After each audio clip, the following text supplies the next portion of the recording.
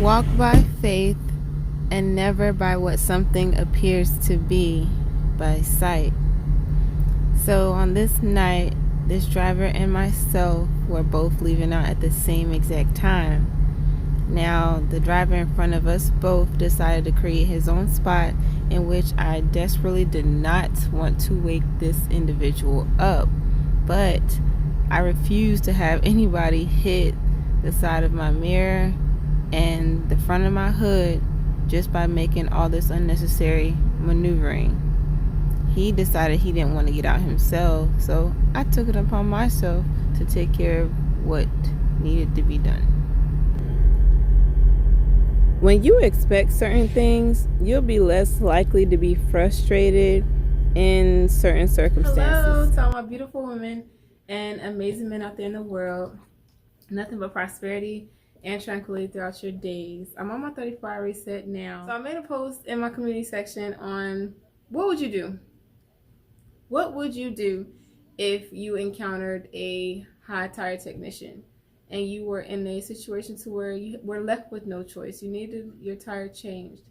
In this particular situation, I had a nail deeply rooted in one of the trailer tires in the sidewall. In Leary, Texas, in which I wasn't going to stop at this truck stop, I encountered this tech and he was signing me in. He was acting incompetent off bat based off just his demeanor. And when I was giving him my phone number, he was getting it wrong. I'm thinking like, okay, bro, you tired, you know? So I just let it pass, and I was already tired anyway. So I gave my number. He said it'd be like about an hour wait. It was already 2 trucks in the bay. An hour turned into 4 hours, in which I was going to stop, change the tire, and keep going because I had more than enough hours to keep me going. So he finally called me in, and I had to get out the truck because he had asked for a point of contact. And when he asked for the point of contact, in all honesty, it don't matter whether you off of bud, dope, meth, you popping pills, X, whatever. You high, you high. You under the influence, you under the influence. There are functional addicts and there are dysfunctional addicts. So when I was giving him the number, I wasn't focusing on what he was writing down, but he ended up writing the number wrong, and he blamed the Sharpie that he was writing with on why he got the number wrong. So at this point, I'm like, oh Lord, why me? Like, that's all I could think about. The other tire tech is working on someone else's truck, and this is the only option I got. You know, I could have kept on going to the next stop, but I didn't want to experience no type of situations where I'm stuck on the side of the road. No, not having it. So he ended up coming back out, asking me for the number again. And at this point, being that he was hella high off of bud, I don't know what kind of bud he was smoking, but he was dysfunctional as hell. I was just watching him through the mirror the whole time, like, why? Why even allow him to work on the truck? Why? Like I said, I was desperate. And long story short, it ate up my whole ate up my whole clock. So I ended up doing my 10-hour break there. I did my pre-trip and everything, and I was ready to go. So around maybe like 5:45, between 5:45 and 6:10ish, I rolled out. And about 20 to 30 miles out, I stopped. This is me. This is what I do. And I'm going to check my tires in between, make sure everything is straight. All you can hear is like, shh.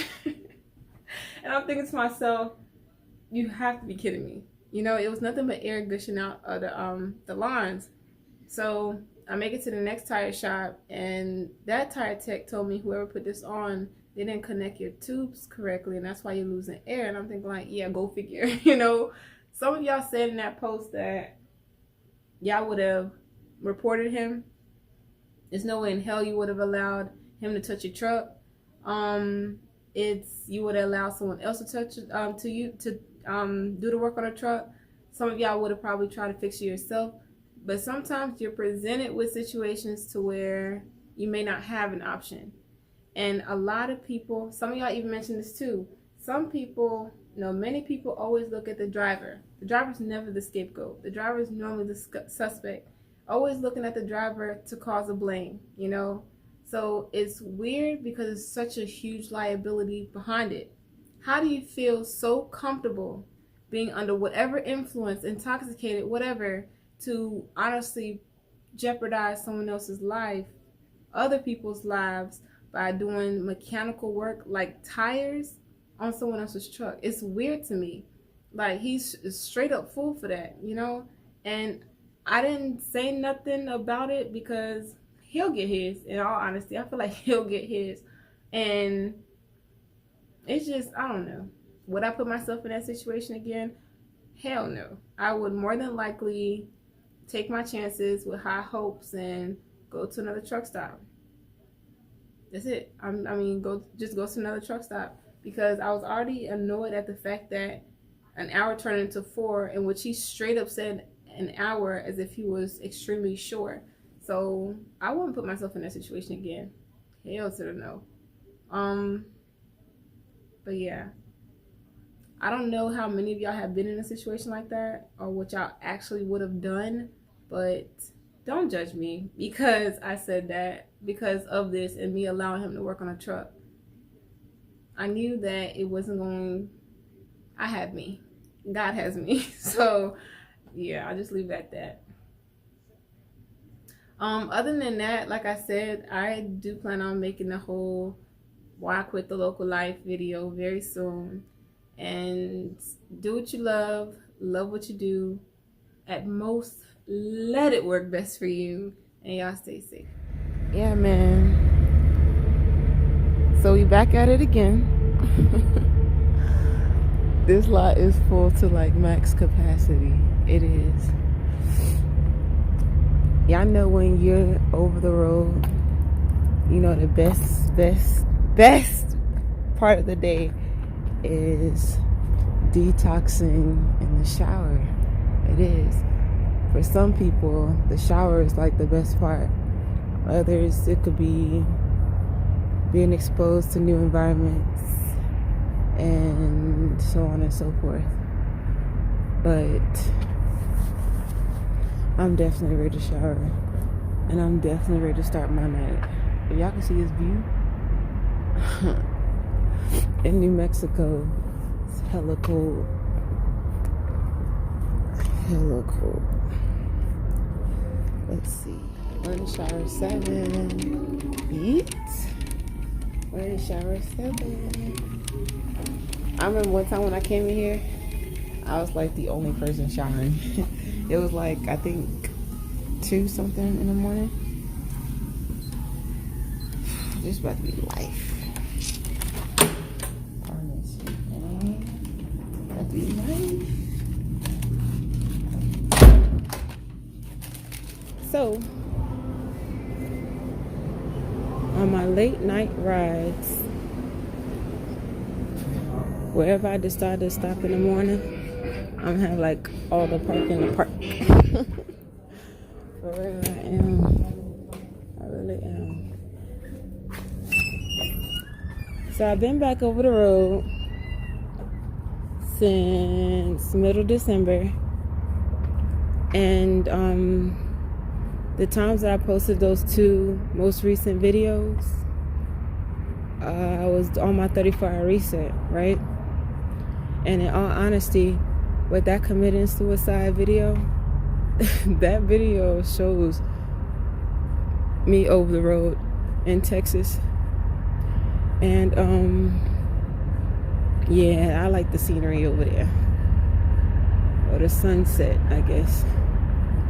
While they sleep, we get to work. I know one thing is, when you do make your own parking spot, you do try your best to make sense of the spot, but you don't really want to block somebody in, because you don't know when people are moving out. But in this situation, I be feeling so bad. I do. I don't like when people wake me up, especially if I'm sleeping good. But yeah, I ain't got no jacket on. It's hella cold. I was so annoyed on this night because, for a few reasons. Volvo took it upon himself to pull out of the spot first. But in order for him to pull out, for us both to pull out, this driver who's moving, he had to be waking up. And Volvo acted like he couldn't get out his truck and go knock on the person's door. So instead of watching him struggle to try to get out of the spot, it's no way that he would have gotten out without hitting my truck, the whole front, the mirror, everything. So I decided to wake the driver up, and I don't like when people wake me up, so that's why I really did not want to wake this man up. But I don't know what the guy was thinking, like logically. That's how far he pulled up, you know. And then once again, Volvo acted like he couldn't get out of the truck to go, you know. So I was the voice of this night for reasons I don't understand when I allowed him to pull out first. So I walked up towards the truck, and in his mirror I kind of was like, yo, you need to move up some more. And then at this point I was really annoyed. I even felt it when I was walking. So yeah, homie moved up a little bit, and Volvo, I don't know, man, y'all can see it for yourself. But all in all, honestly, if I didn't have to wake the other driver up, I wouldn't have felt so bad. But again, it's no, look how long this is. It's no way he would have gotten out if that truck didn't move. All right. So yeah, on this night I was in New Mexico, heading to the northeast, and all in all I could think about was the weather. I think we've been pretty fortunate with the weather thus far, and I just honestly been like hoping for the best when it comes to inclement weather, because who likes to drive in snow and ice, especially at night? In daytime, different, you can see a lot better, that's cool. But if you're like me, it's nothing but preference when you're moving throughout the late night. So hopefully the other driver took one of our spots and he was able to go back to sleep, but he was kind of blowing me too. I know he was tired, but bro, get out the way. Y'all stay safe. The next video, why I quit local. Okay, local ain't it. I did it for a month and a half, and all the details coming soon. Y'all be like a sneaker punk. Overcome obstacles and they still come. I was trying to make a way out.